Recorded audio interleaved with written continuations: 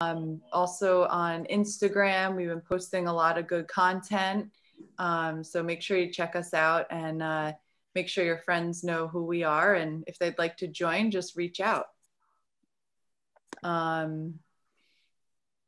So let's see. I think we should go around and just do quick introductions for JC. And then we'll kind of kick it off from there. I just want to say that JC, we're super excited to have you tonight. He is the executive director of the Reclaimed Foundation, certified recovery coach, and a Tigger House Foundation ambassador. He's going to share his story with us. That includes, you know, some success, disappointment, and opportunities, and his journey, you know, this roller coaster of what we call life, from when, you know, he was in school through high school to where he is today, which is really pretty amazing. So let's see, I'll kick it off to Amy, who's my first block up there. Hi, Amy. Hey guys, Amy Thomas. I am the Assistant Director of Development at Tigger House Foundation. Thank you guys all for joining on this snowy Monday. JC, I've heard your story before. You're literally an open book. You're afraid to say nothing.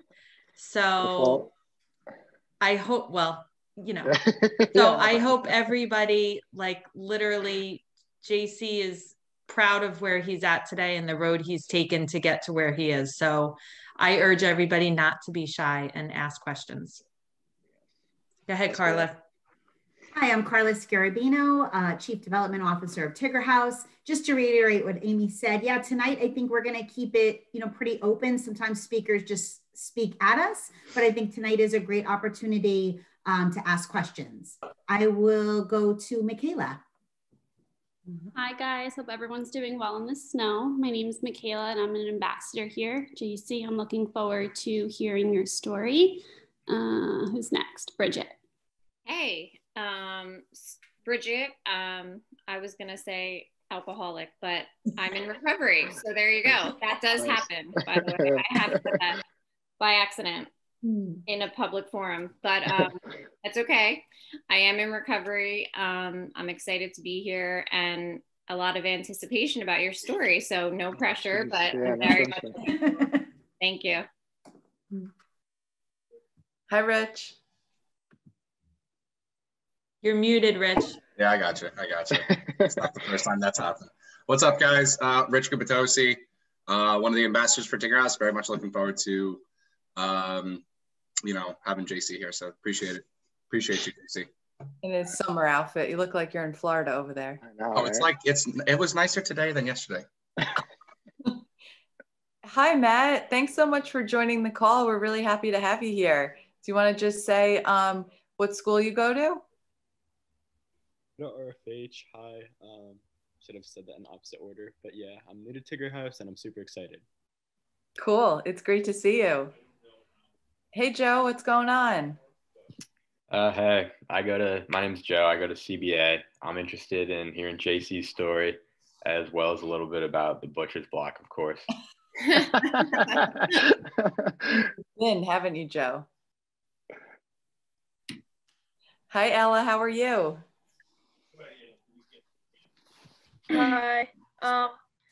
I'm a junior at Middletown North, and this is my second time being here, but I'm excited.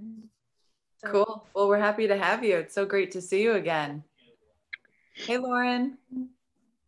Hi, I'm Lauren. I'm a sophomore at RFH. I'm excited to hear everything he has to say tonight. Nice. Good to see you.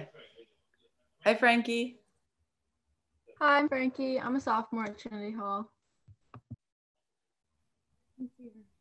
Hey, Dan. How are you?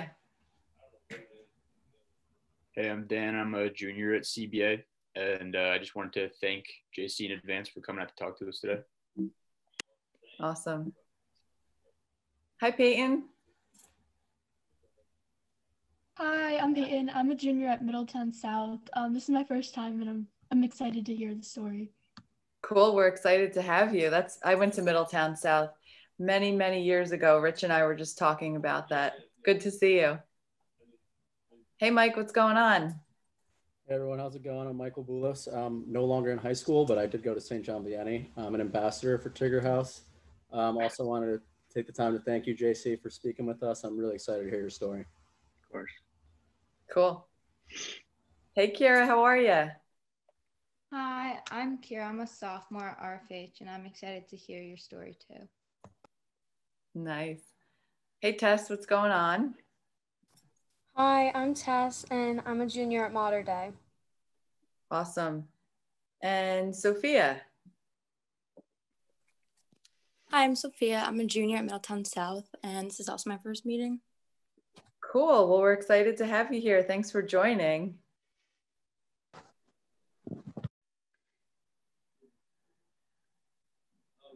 And is it Catherine? Oh, that's my daughter. Hey, Kate, introduce yourself quick. Hi, Kate. Hi, sorry. No, how are you? You're good. Just say where you go to school. I go to Monmouth University. Awesome. Okay. We're happy to see you. Well, or hear you. All right. Well, thank you everyone for introducing yourselves. And I'm just going to kick it off to JC and take it away. So nice to meet you guys. So a little bit about me. I grew up in a small town in Pennsylvania. My town was probably about 5,000 people, small town. And I started drinking at a pretty young age. Started drinking when I was about 13. There was like 100 kids in my graduating class, 110 kids in my graduating class. Played sports my whole life. And looking back on it now I'm 4 years in recovery, and I'm able to kind of see like what led me down the path I went down. And a lot of it actually started in high school and at a young age and during my teenage years. So if there's anything to get out of this, it's like, I wish I had the courage or the vulnerability or even just the comfort to talk to someone about some of the stuff I was going through. Because a lot of it affected me as I grew up, because I carried a lot of that stuff with me. So I played sports. I played every sport growing up, basketball, baseball, golf. And I actually ended up getting a golf scholarship to Seton Hall. So I was really, really into athletics, and I loved basketball. I played basketball my whole life, played since I was like 2 years old, was in multiple leagues.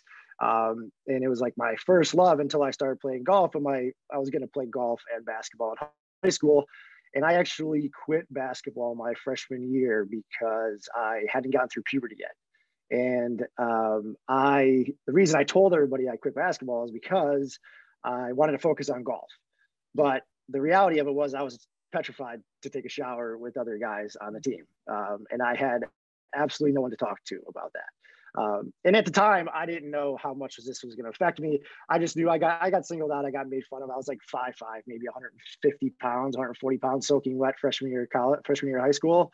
But I loved basketball. It's like that's all I knew my whole life.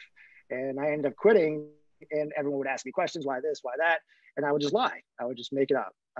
And one of the things that led to started building this narrative in high school of like I wasn't good enough. I always felt like an outsider. I always felt like I didn't belong. I felt like something was wrong with me. My mom had this weird way of motivating me. Love her to death.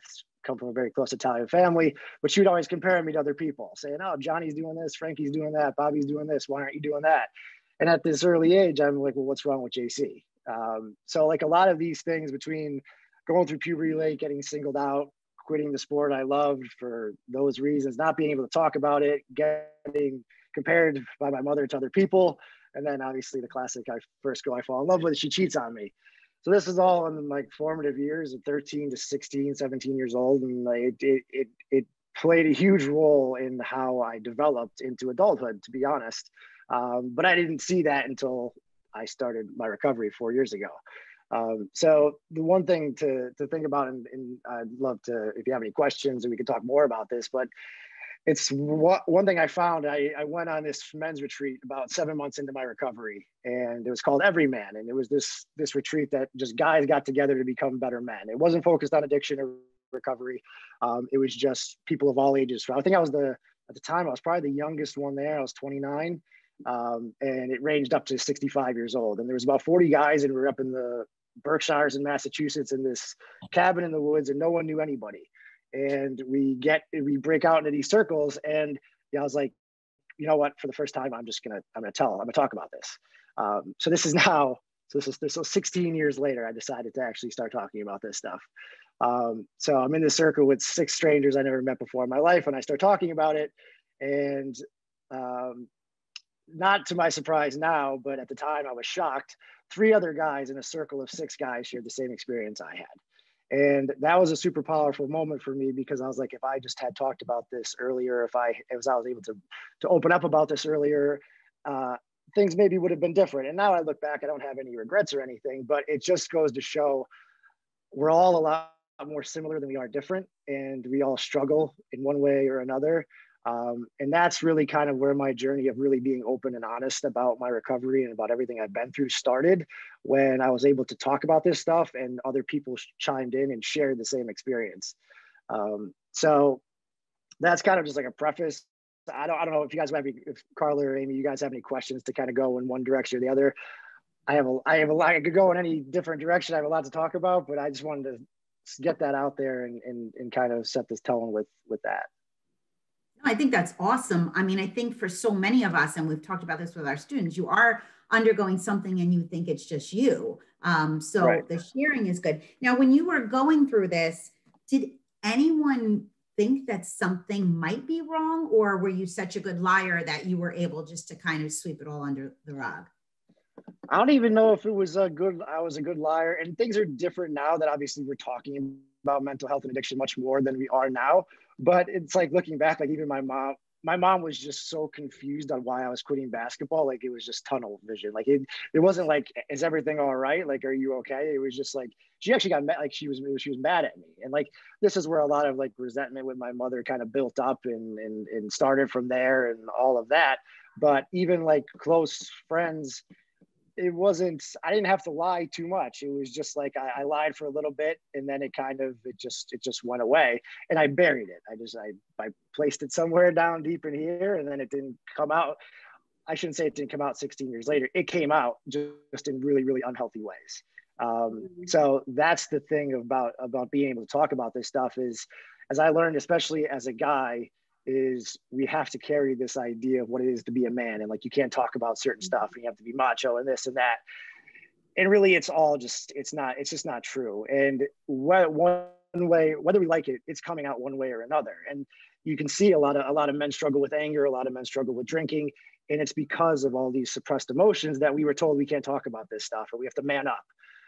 And that's how I felt in high school. It's like, how can I can't come out and say, well, hey, I don't have hair on my legs and my voice hasn't cracked yet, and I feel embarrassed and I don't want to get made fun of. Like the thought of saying that at 15, 14 years old never even crossed my mind. It's like the first thing that came to me was like, how do I get out of this situation as fast as possible without anybody knowing anything? And the only solution, luckily, I had golf to fall back on and say like, okay, I just want to focus on golf. So that's going to be my reason. But if I didn't have that, I don't know. But so there wasn't too many questions to be asked, and more people were just really confused. And my immediate family was just actually upset at me. Like, actually, my mom was actually disappointed. Like, they wasn't like, oh, hey, how are you? Or like, is something going on? Or like, do you want to talk about something? It was just like more of like disappointment, and that hurt even more. Because it's like, here I have my mother who I love, but it's just like I can't say it to her. And then when she goes down that road of disappointment and anger, I'm just like, well, forget it. Like I don't even want to bring it up anymore. Anybody have anything they want to bring up, like a question for JC about that? Because you guys are the age that he kind of started going through this. I don't know if you have anything you want to ask him about from that point. I'll ask another then. Wait, Joe's so got a when question. did you start? Joe's got a question. Go ahead. Oh, good. I'm sorry. So I'm not sure if you're gonna get on with this, but how did you like rekindle your relationship with your mother? It's a great question. From that moment, so from those teenage years, between her like always comparing me to other people and me kind of starting that narrative of not being good enough, and then that whole experience of quitting and not having really anybody to talk to.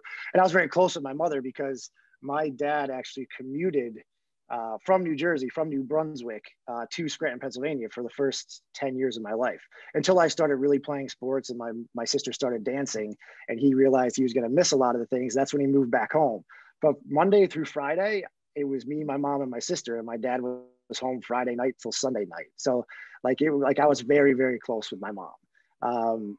So that hurt. And then I went through college, and we could talk more about my college experience, but at the end of college, I graduated in 2010 and the job market started tanking in 2008, 2009. And I had no desire to really get a job sitting behind a desk. So one of my buddies and my teammates from Seton Hall, we were actually caddying at a nearby course. We were going to save up and we were going to go backpack across Europe. And that was my plan. And the second day I caddied for a guy who worked on Wall Street, and I drove the cart for him, and we were talking. I'm telling him my whole plan. Like, I don't want to work in finance. I want to go backpack, this and that. And at the end of the round, he's like, "Hey, send me your resume."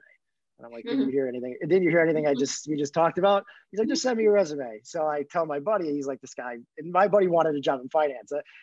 He was like so mad because he's like, "I wish I had caddied for him." And he's like, "You got to send your resume. You got to do it. You got to do it." So I sent it to him. I went in for an interview, and he offered me a job 2 weeks later. And this was probably the biggest decision I had to make in my life. Up until that point, I was 21.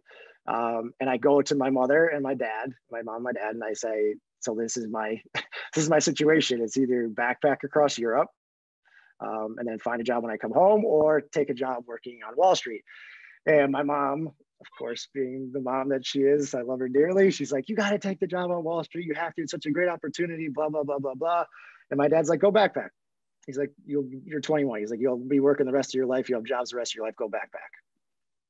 So the relationship I have with my mother, and I respected both of my parents, but the pressure of my mother still weighed on me from the early days of high school, and against not my better judgment, because I don't regret anything, but I took the job working on Wall Street. And that's kind of when my whole drug use really started, because I ended up working at a job I didn't want to work at, in a city I didn't want to live in.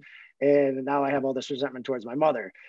So this went on for 14, 15, there was build up. And then that happened when I was 21 with my mother.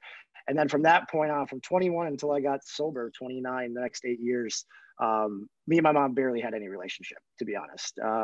I had no relationship with pretty much anyone in my family during those years. Actually, I had no real relationships with anybody. I had a lot of acquaintances, and I had a lot of people I partied with, but real relationships were few and far between. I burned a lot of relationships. I lost a lot of friends. I screwed over a lot of people. And even when I went home for the holidays, I wasn't very involved. I didn't want to drink around my family because they weren't big drinkers. So when I would come home for the holidays, I would literally eat dinner and then go downstairs and lay on the couch. And the extent of my relationship with my mother and my sister during the years I was drinking and using, I would wake up to about 20 to 30 text messages saying, "Are you alive?" And that went on for about 8 years. And that was about 4 or 5 times a week. So that was the extent of the relationship I had with my mother and my sister during that time. So to answer your question, how did I repair this, is when I got sober, I started working on myself, and then it was still too early and I had so much to deal with on my own. About a year into my recovery, therapy was a huge part of my recovery, group therapy, individual therapy. And about a year in, I finally mustered up the courage to bring my mom into therapy with me, because I was sitting in therapy and I come in every week, and it just finally dawned on me, is like, I'm 30 years old, like, when am I going to stop blaming my mom for all this stuff, right? And like, I would use her kind of as, not as a scapegoat, but I would use her as like the reason why I am the way I am. Well, like, and I would blame her. And I was kind of sick and tired of that story too. And the only way to change that narrative was to bring her in. And it started from there. We did multiple therapy sessions, and it's still an ongoing thing. Like there was a lot of damage done in the years that I was using that I don't know if, and I've done a lot of work on myself, but she hasn't really done anything. And we lost my dad. So there's a lot that she hasn't dealt with, but we're in a much better place. The short answer to your question is we talked about it. Like, that's the extremely short answer, but it wasn't easy. Mm.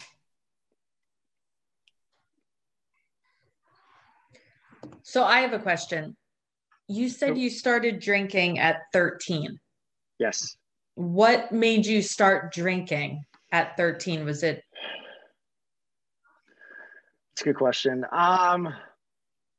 The token answer, everyone was doing it, and like, okay. I tried it, But the main difference is, and I don't have, like when we go, sometimes when you go to a meeting and people like remember their first drink and like the feeling they had, I had a similar experience in the sense of, I finally felt a part of when I drank. Like I didn't feel like an outsider anymore. And that was the biggest switch for me. It's like, oh, I can be part of the in crowd, or I can be a part of this group of people who are doing this. And my social anxiety diminished. At 13, I had severe social anxiety. I was very shy. I took 2 years of preschool because I couldn't function my first year. Like I had, from a very early age, I just had like severe attachment issues with like just my family and just being alone. And I was just very anxious all the time in social settings. And that, when I started drinking at 13, that all diminished when I drank. And once I found that connection where it's like, oh, this, I don't have to be shy and I don't have to feel afraid of being myself if I just drink. Like it was just a no-brainer. It's like, okay, I'll just drink because this feeling will go away.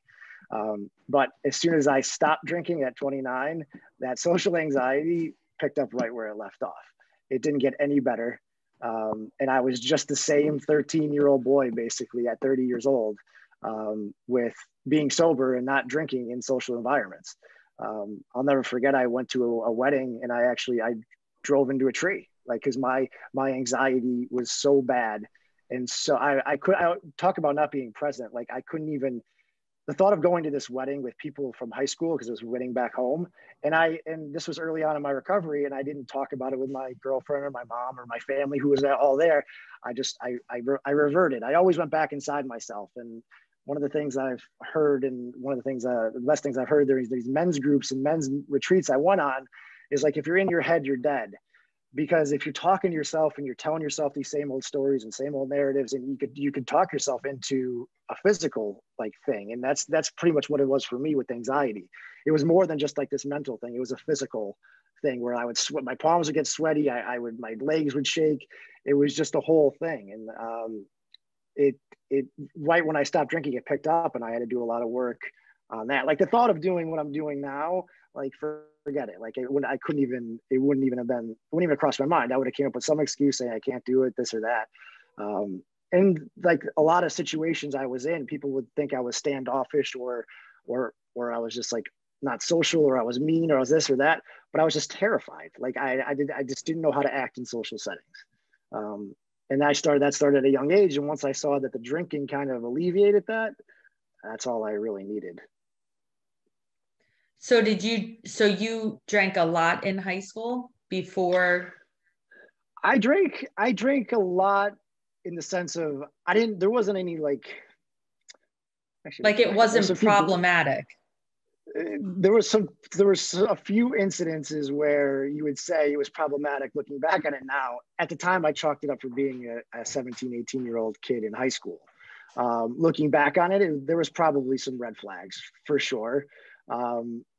But the odd part about it is that was never who I was. It was never who I wanted to be. I just knew I felt better when I drank, because it alleviated that fear and that social anxiety. So I went to college my freshman year, and I went to Seton Hall, and most of my friends and pretty much all of my graduating class went to Penn State. So I had this opportunity not only to not reinvent myself, but just to be who I was. So my freshman year, I didn't drink. My freshman year of college, I had maybe 1 or 2 drinks the first week, and I got super involved in Bible study. One of my teammates was a born-again Christian. And I've always had these like existential questions, which is why I was talking about the movie Soul. I've always had these questions like, why are we here? What's our purpose? What is this all about? Even at a young age. So like when I was a freshman in college, I started to explore these things, and that's what interested me. And that's who I always was. And there was a pivotal moment my freshman year of college where my teammate, he was from the UK and he was going away, and we threw a party for him, and we drank that night. And it was the end of my freshman year, and I got drunk. And the next morning, everyone said, wow, I didn't know you were that much fun. And there it goes again. It's like, what's wrong with regular old JC, right? So then from that moment on, I didn't do any drugs really, because we got drug tested in college pretty often. So, but I drank heavily after that moment. That was like another pivotal moment where it was just always like, I'm just not good enough. Like the narrative of I'm not good enough just kept getting built upon and built upon and built upon. And maybe it was in my own head, but there's all these instances where it's like, well, people like me better when I'm drunk and I'm more fun when I'm drunk. So then why would I not be drunk? So the next 3 years of college just consisted of like heavily binge drinking. And then the drug use started after college. Okay. Does anybody have any other questions? Go ahead, Frankie. Do you regret like quitting basketball, and do you think that if you had stuck with it, your situation would have turned out differently? It's a great question. I've learned I don't have any regrets, because I wouldn't be sitting here talking to you guys. I wouldn't be married. I wouldn't be going back to school to become a therapist. I wouldn't be who I was always meant to be. So I had to learn the hard way, and that took a lot of work not to have any regrets. But I'd be lying if I said I didn't think about that pretty often, because I'll never forget when I would be sitting in the stands during the game and I'd be like, I should be out there playing, because I was good too. I was good at basketball, and that's why a lot of people were confused as to why I quit. But yes, I don't regret it, but I wish there was somehow, some way, and I don't know if there is, if it's even possible, or if it was possible for me, but I was comfortable enough with myself to just go through everything, just to go through it. And if I was, then it'd be different. But at that age, I didn't know how to talk about my emotions. I didn't know how to talk about my feelings. I was a teenage boy going through puberty, or not even going through puberty yet. I was lost, and I didn't have anybody to turn to. So that's kind of why I did what I did. But I don't have any regrets, to answer your question, but I'd be lying if I said I didn't think about it.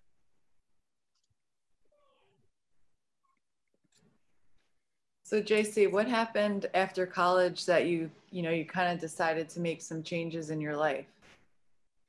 So after college is where it all picked up. And then, so I told you, so I ended up taking the job, and I was exposed to older men who were making a lot of money, and doing probably not the right things. And I got sucked into that whole world. So I worked on Wall Street for 3 years, and I was introduced to cocaine, and then that pretty much led to everything else.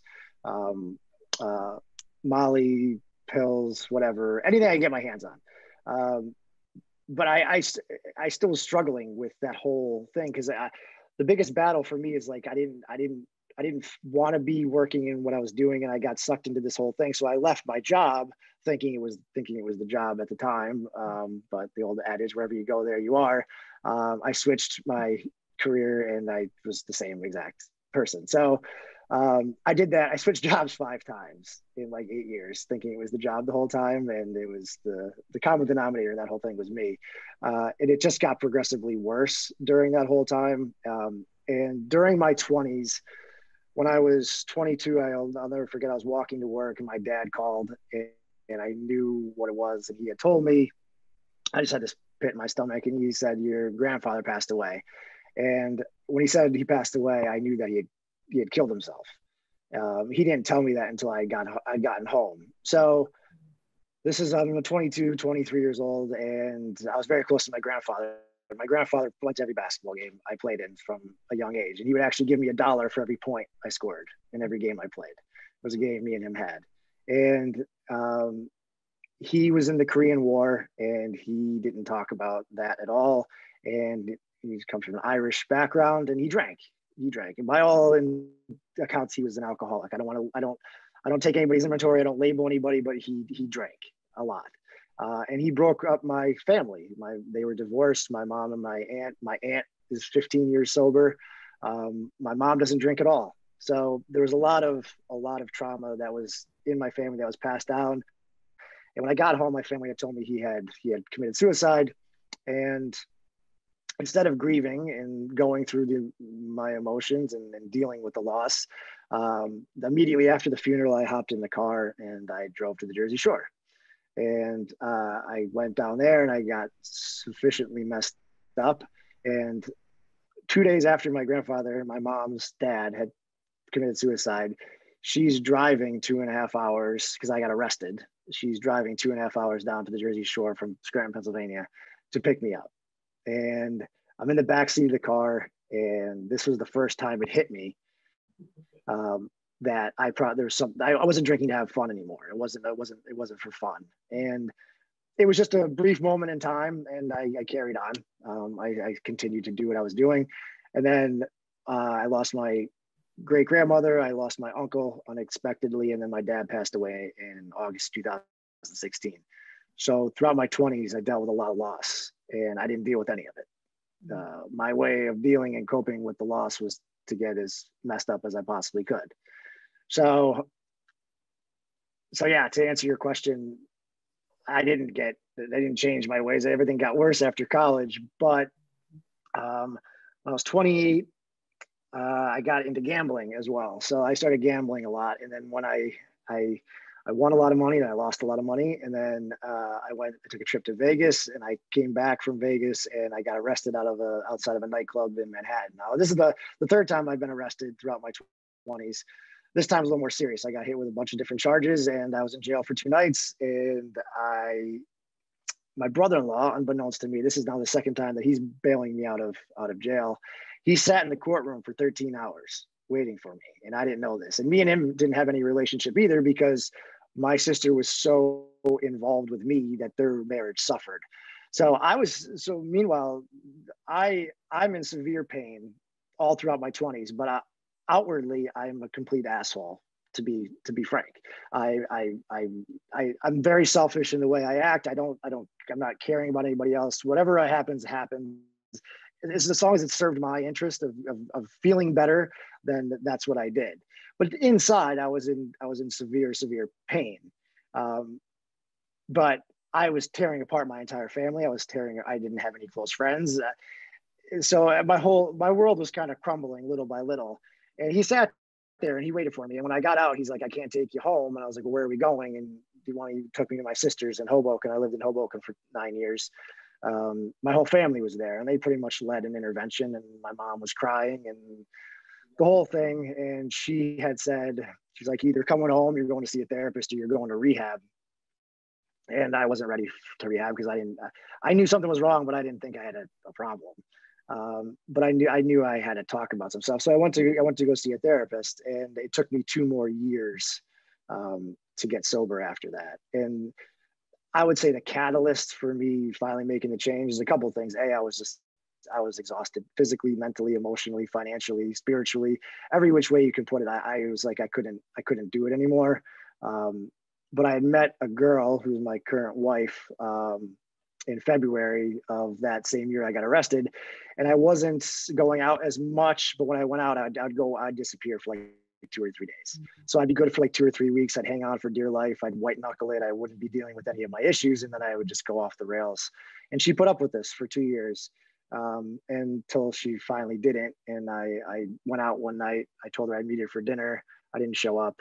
I was gone for about a day, 24 hours. I missed my niece's baptism. I came home. She had left. She took our dog. And I sat in my bed and I cried. And my dad had passed away in August of 2016, and I got sober in November 2016. So it was only a few months in between. And when I sat in my bed and cried, I was like, "Is this how I'm going to honor my father?" And something changed. It wasn't me. I don't know what it was. My father exemplified what it was to be a man. He didn't drink, he didn't smoke, he didn't curse. Like, I couldn't have had a better role model growing up as a father, as a brother, as an uncle, as a husband, as a son-in-law. Like I always said, my dad never taught me how to live. He lived and I watched him. And but that's something I can hang on to now, because he never really told me anything. He always would put like bits and pieces. And I think he always knew I struggled. And like Bridget, obviously, like I'm sure other people know, like one day at a time is like the adage in recovery and all this. And he always say to me, "Inch by inch, life's a cinch, yard by yard, life is hard." And he would always say that to me, always. And even in high school, and when I come home from college, I would, when I was going out at night, he would always say, I'd leave the house, and I'd be like, "Oh, I'm going out, Dad." And he would say, "Everything in moderation." Like, he'd always say these things to me all the time. And, but he was born in 1944, and like he got out of the army right before the Cuban Missile Crisis, and comes from an old Italian background. Like, he was an incredible man, but he didn't know how to talk about anything either. So like he he didn't know what to say to me. He would just say these little adages and be there for me and model the way a father should be. But we didn't talk about anything like that. So that's when I made a change, and I checked myself into rehab the next 2 days after that.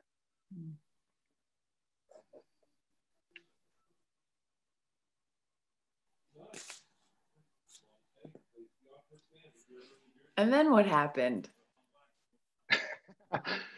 Oh man, so life got better, right? No, it did exponentially better, but it took a little while. It took some time.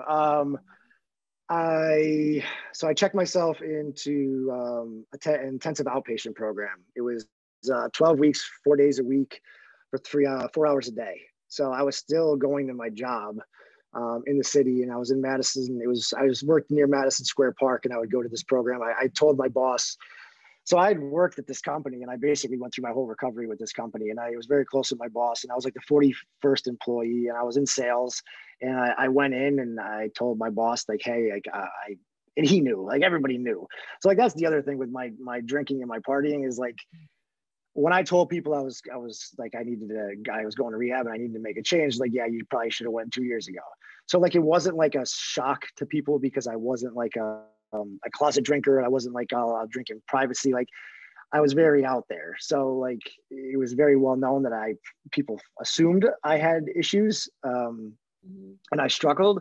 So I don't know if it made it a little easier for me to be open about it. I don't know, but for some odd reason, I just became super comfortable with just talking about it. I think because I went my entire life burying all this stuff, and I was so exhausted of hanging on to all this that I was like, okay, this is my opportunity to just start talking about everything. So like I said earlier, to a fault, like I am brutally honest, like, and I'm very open about everything I've been through. And what I found is it not only helps me, but it gives other people permission to be honest and open as well. And I finally started building real connections and real relationships in recovery. And when I told my boss, and I even told my CEO of the company I worked for, and the first thing he said is, I struggle with, I think I smoke too much weed. That was the first thing he said to me. Like I'm like 2 days like out of it. Like I'm still like messed up from it. Like I am like broken. And this is the first thing that he says to me. And like I had a lot of these little moments early on that like gave me hope that like, okay, like I could get through this. Like, I'm not the only one. And that was the biggest thing for me, because during that time, I felt like I was the only one going through this. Ever since an early age and ever throughout college, it's like on the outside, everyone looked like they had their shit together. Like everyone's like happy and everybody's doing this and doing that. And it's like, what's wrong with me? Like, why am I not happy? Why am I depressed? Why am I anxious? Why am I drinking so much? Why am I doing all this stuff? And I finally realized early on in recovery that I am not the only one. And that was a big shift for me. But luckily for me too, is like my whole life, I was never, God bless my dad, I never did anything in moderation, whether it was sports, whether it was the gym, whether it was anything I did, I either did it or I didn't do it. Like I never had 1 or 2 beers. I would go out for 3 days. So it was like so I used that to my advantage. And I'm like, if I'm going to do recovery, I'm going to do recovery. So I went to IOP. I got my own therapist. I did group therapy. I did IOP. I did individual therapy. And I started reading. I started listening to podcasts. And then I was a guest on a podcast about like 75 days into my recovery. And the guy asked me if I wanted to go on a retreat in Bozeman, Montana, in that summer. And I'm like, I've never been to Bozeman, and then nor do I want to go on a retreat. And I said yes. I just said yes on the phone because I didn't know what else to say. And I ended up going on that. And that kind of changed everything for me too, because I flew out to Montana by myself and met with 30 other people in recovery from all over the world, pretty much. And that started my journey into kind of going on way more retreats. And then that also showed me that it's like, it's not even just this little part of, I always thought, I chalked it up for like, Manhattan's a disaster and this area just cares about money and you just got to focus on your career and this and that. And it's everywhere. It doesn't matter if it's Manhattan or if it's Bozeman, Montana, or if it's Salt Lake City, Utah. People struggle everywhere for all different kinds of reasons. So yeah, that's that. I just submerged myself in recovery, everything recovery related, AA, NA, SA, GA, I tried every single meeting. Whatever meeting I related to most with people I stuck with. And then I had to repair a lot of damage. The gambling really screwed me up. I had stolen $30,000 from my best friend since kindergarten, and I had to pay him back. And he ended up being the best man at my wedding. So I had to do a lot of work.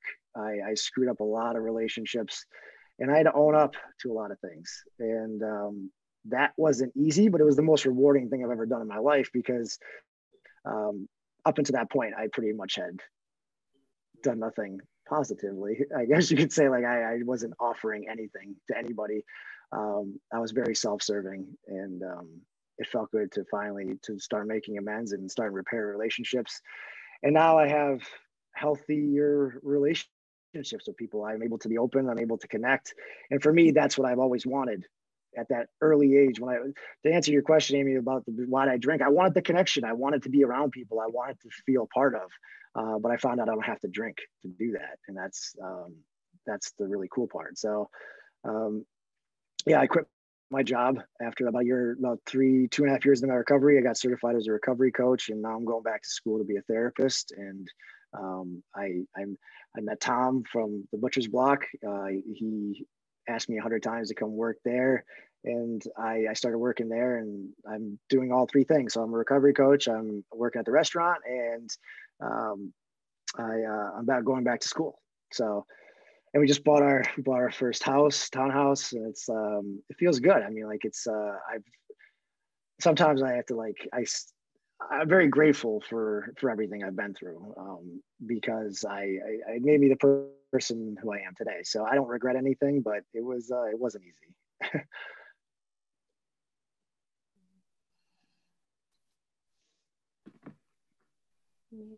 Does anybody have any questions for JC?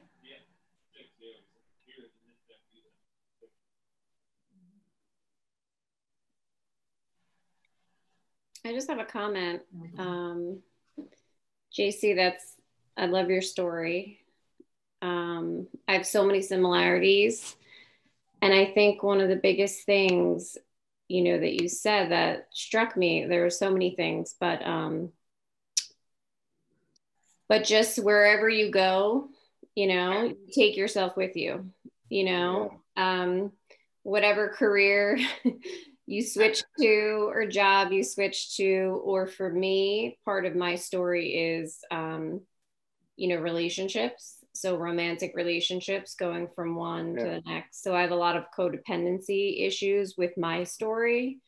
Like, they go hand in hand, like love and alcohol for me, where if I wasn't in love, I was drinking alcohol. And sometimes I would not drink alcohol if I was in a serious relationship, because I could pour everything into that, sort of, but as soon as the relationship was done, or I moved, got a new degree, or did whatever, I always thought New York was the problem, right? So my story is that after my last rehab, I went back to New York to a sober house, and that's where I finally started recovery. And New York, if you can believe it, New York City has tons of recovery. It's absolutely amazing. If you want it and you're ready and you want to jump in, it's not about the place or the person you're with. It's just so much about you, and what's going on inside. And your story is so much about feelings, Yeah. And it's like, who talks about their feelings when they're a teenager? Especially men, like guys, Yep. Exactly. And I don't know, I wish I could, like, tell more people in high school, like, find someone to talk to about your feelings, because, it just builds and you carry all this with you. And then eventually it sort of hits you, Yes. But yeah, I mean, and just that feeling of other all the time, never fitting in, but yet fitting in. I look like I fit in fine. I was the chameleon going this friend, that friend, right? So you look like you're doing fine, but you're not really doing fine, and but that was what alcohol did for me. It was just to feel a part of and to feel comfortable in my own skin, like I could breathe, like, like finally I took a breath for the first time, you know. And you know, in recovery I've learned to live, have fun, you know, socialize, dance, do everything sober and have an amazing life. But I literally, you know, went on relapsing for so many years because I didn't think I could live or function with anxiety and all of it without alcohol. I just didn't think I could do it. That's the only reason that I kept doing it. I didn't want to. So anyway, you know, I love that you brought all that up, and your story is very inspiring, and thanks so much for coming and speaking with us. Of course. I think that you brought up a good point about like this idea of more. It's like this. It's like just nothing's ever enough, and that's kind of I struggled with my relationships too. As ever since that, I had 2 girlfriends my whole life. The first girlfriend that cheated on me, and then the girl I married. And then in between, I would never get close enough to a girl. I would talk to multiple girls at the same time because I vowed to myself that I would never get hurt by another woman after I was hurt by my mom and my first girlfriend. I said to myself, I'll never get hurt by another woman ever again. And that destroyed me really. And it tarnished every relationship I had with women, but it was always it was the next thing. And it was whatever it was. It wasn't just that. It was the job. It was this, it was that. And the one thing I think if I could say anything about what I've learned in recovery is and then I guess this is just a product of, I don't know, growing up. I don't know if I would have realized this at a young age, but there is no magical moment in the future where I'll finally be happy. Like if I'm not happy now, like there isn't like once I get the job or once I get the house or once I do this or once I graduate school and I become like, there is no magical moment in the future where it's all going to be, I finally made it and like I don't have to worry about anything anymore. It just doesn't exist. So I think that's something that really helped me along the way. It's like I have everything I need right now. Like everything I have and everything I ever wanted is right in front of me, and I'm grateful for a lot of things. And like you said, people ask me like, "How do you work at the butcher's block?" Because it's like every table I go to, do you want a shot? Do you want a drink? You want this or that? And it's because I finally got comfortable with myself. And I think the sooner we can get comfortable with ourselves, the sooner we can actually be who we really want to be. And we don't have to worry about other people and what other people are thinking. Right. But that took me a long time. It took me a long time to get there. 100%. Me too. Yeah. Hey, JC, I just wanted to thank you again for sharing your story. Incredible story, like really inspiring. One thing that you had said, though, that resonated with me, especially in high school, you know, not until recently did I get out of it, is really thinking that you have tunnel vision and that everything you're going through, you're the only one going through it. So, you know, like I said, in high school, that was a big problem for me, leading to anxiety, a little bit of depression. And it wasn't really until college, until I met like a close group of people who I really felt like I can share things with, that started to alleviate.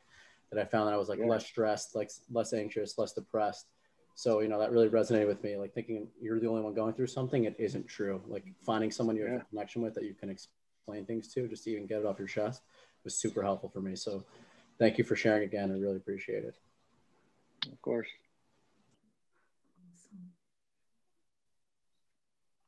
Any other questions, you guys? Any of our students? I just want to mention one thing. I think, you know, when you were caddying and you were getting to know the guy that you were caddying for, I think it's so important that wherever we are and whoever we're with, that we get to know them, that we ask them questions. You know, we never know where just a short hello or exchange of an email or a phone number can, you know, ever lead us. So I always try to make sure that I get that message out there in a strong way. I always say to check on the lady behind you in line at CVS, you know, just say hi, how's your day? But I always take that so much further. And my husband's like, who are you meeting for lunch? Where did you meet that guy? And I'm like, it's fine. It's fine. And I'm just constantly networking, and it's really cool. And that's how our lives, our journeys, you know, people who make impacts in our lives. So don't forget, you know, to reach out your hand. The world's a little different right now with COVID, but, you know, we just need to, you know, be interested in people, and people want to share their, you know, whatever they can offer you, you know, people will share, and you never know who you're going to meet and what they do for work. And, you know, it could be an outlet for you to do something that you love. So that was pretty cool when you shared that, you know. The thing to take away from that though too is that I was being myself with that conversation. Like I wasn't trying to get a job. Like I was literally, if anything, I was trying not to get a job. Like I was just totally open, just having a real conversation with them. Like, hey, this is what I want to do. And in reality, if I was like a finance major and trying to get a job on Wall Street, I'd be like trying to like really like pitch them and work it and do this and that. You probably would have never even offered me a job. I was just literally myself.